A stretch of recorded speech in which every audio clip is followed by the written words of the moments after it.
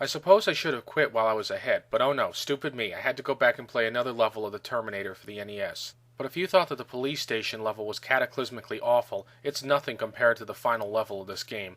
This is a boss battle that fucking defies belief. To say it's stupid would be the world's biggest understatement. In fact, this final boss battle is so fucking terrible that I'm actually looking back fondly at the T-1000 fight in the Game Boy version of Terminator 2.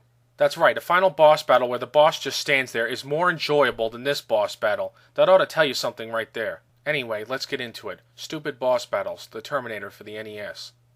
So you start out in the computer factory, and actually the graphics look fairly decent. Okay, let's be honest, they're not going to win any awards or anything, but at least the game designers tried to make it look like the movie. I'm not saying they succeeded totally in that regard, but at least they tried. Unfortunately, the graphics are the only part they got right, so savor the palette while you can, because from here it all turns to shit.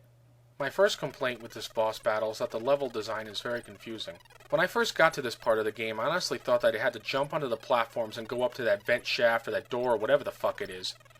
Doesn't it look like you have to go through it? You would logically think that because the platforms are going that way, but oh no, you have to go to the right. Why make the platforms accessible if you can't get through the door yet? And furthermore, why not just put the door on the right side of the screen instead of the left, since normally people go from left to right? Wouldn't that make more sense? But oh no, they couldn't fucking do that. Who'd want to make sense, right? Now, before you begin the level, the game tells you that you made it to the factory and you have to destroy the Terminator. Now, that's all well and good, but they conveniently left out a few facts. Like, for example, you have to go run and get a box. And not only do you have to go get a box, you have to toss this box in just the right place above another box just to get to a higher level. And then after you get to a higher level, you have to go run and get a key. Then once you got this key, you have to run all the fucking way back to that door just to open it. There is so much shit wrong with this idea that I hardly know where to begin. But let me start here. First off, what the fuck am I doing chasing after boxes again? I just got done doing this shit in the police station level and it was just as stupid then as it is now. Second, why do I even need a key to a place I've already fucking broken into? You remember that great scene in the movie where Kyle and Sarah were going to the computer factory trying to find a key to a place they already fucking broke into? Yeah, I remember that. That was a great scene, alright. Third, what in the holy fuck does finding boxes and finding keys have to do with fucking Terminator? It's called the Terminator, right? So wouldn't you think you'd just go around, I don't know, killing Terminators maybe?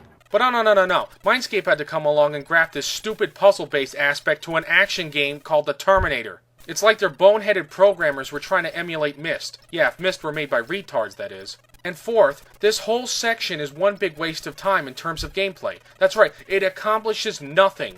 You just go to another room where the steel press is. So why in the fuck did they just not start this level where the steel press is, huh? Why didn't they just do that? I don't know, maybe because we just want to waste time, or we don't know how to fucking program a game?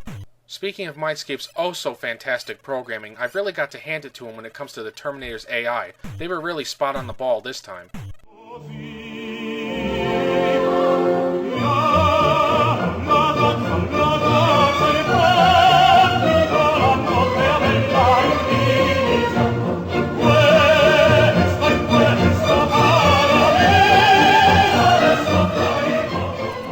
So this model of Terminator can't duck and punch at the same time, and he jumps over his victims to his death. Yeah, that sounds like a real advanced killing machine.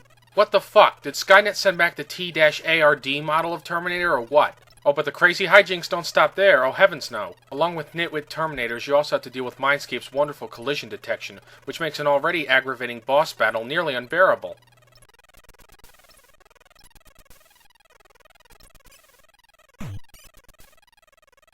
With clips like that, you know they play-tested the shit out of this game before they released it. And as if all those glitches and screw-ups weren't enough, guess what? They decided to deviate from the source material yet again. How, you might ask? Well, you remember when Kyle Reese said it's just him and me? In other words, just he and the Terminator came back in time to 1984? Well, not anymore, because every time you kill a Terminator, a few seconds later, another one appears. Ain't that neat? The only thing is, didn't Kyle Reese say that nothing dead could go back? So how the hell could all these endoskeletons end up back in 1984? What, did Skynet just send back a bunch of naked Terminators and then they burn their skin off and chase Kyle to the factory? Yeah, I guess. And before some smartass comes along and says, yeah, film and stuff, well, this is a video game, and they can take as many liberties with the movie as they want. Yeah, but how the fuck can you justify having Kyle Reese beat a Terminator to death with his fucking fists? That's right, Kyle Reese can beat a Terminator to death with his bare fucking hands. In the movie, he couldn't beat a Terminator with a shotgun, a pipe bomb, and a pipe. But oh no, in the fucking game, he can beat one Terminator after another like they're nothing. In fact, why does he have to lead one of these Terminators to the steel press if he can just beat it to death with his fist? Hell, why does he just stand around and wait for the damn thing to jump in a pit and kill itself? But perhaps the worst part of all is that beating the Terminator is painfully simple. All you have to do is just lead the damn thing down the corridor to the steel press, going slow enough that the Terminator doesn't fall behind and disappear from the screen. When you get to the press, you have to lure the Terminator onto it by jumping onto it and then falling off the left side. And if you time it right, it'll get crushed. But if you time it wrong, you'll get crushed. But then again, that's about the only fun you're going to have in this boss battle, so you may as well enjoy it. Unfortunately, if the Terminator falls behind, you'll have to go back and make him reappear, kind of like the Queen Alien in the Game Boy version of Alien 3, and it's just as annoying, believe me. Perhaps my biggest complaint is that this boss battle is boring. After all, who wants to just slowly walk down the corridor having the Terminator leisurely chase you like you're the Pied Piper of Hamelin? Not to mention the fact that you can't even control the steel press. That's right, there's no button to push or anything. It just goes up and down all by itself. So instead of actively killing the Terminator by pushing the button, you're passively leading it into a trap. And what fun is that?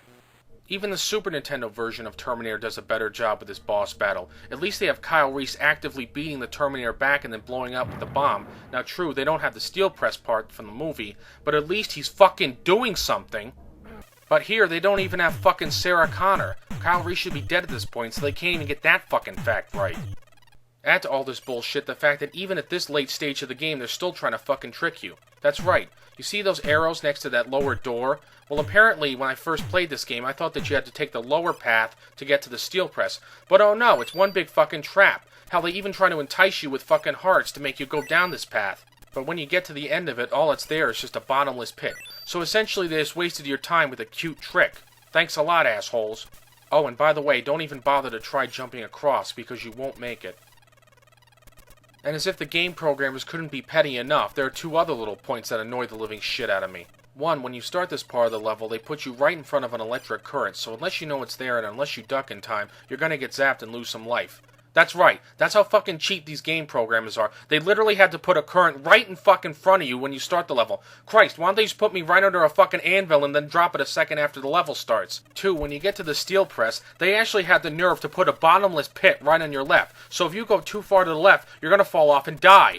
You fucking cheap-ass motherfucking bastards! And for one final kick in the balls, the only ending you get is this one lousy screen saying, "Good work, soldier." Well, gee, thanks a fucking lot. Now, to be fair, it's a little bit better than Who Framed Roger Rabbit, but that's not fucking saying much. Would have been too fucking much to ask for a couple of stills showing Sarah going off into the desert, but no, we can't do that. After all, we don't want to make you feel as if you're rewarded for your efforts. No, we just want to take your 50 fucking bucks and leave you with this steaming pile of horse shit. Unless you like playing final boss battles where you do almost nothing and accomplish nothing of any value, then stay the fuck away from this game. So in conclusion, let me paraphrase Kyle Reese when it comes to this boss battle and with this game in general. It can't be bargained with, it can't be reasoned with, it doesn't feel pity, or remorse, or fear, and it absolutely will not stop fucking with you ever, until you are dead. Or in other words, just don't play this game. This is Film and Stuff signing off. Thanks for watching.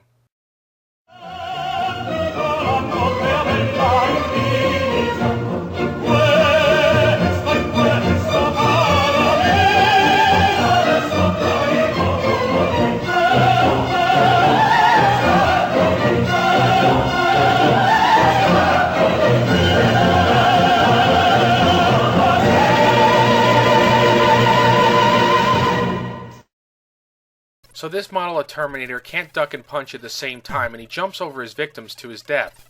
Yeah, that sounds like a real advanced killing machine.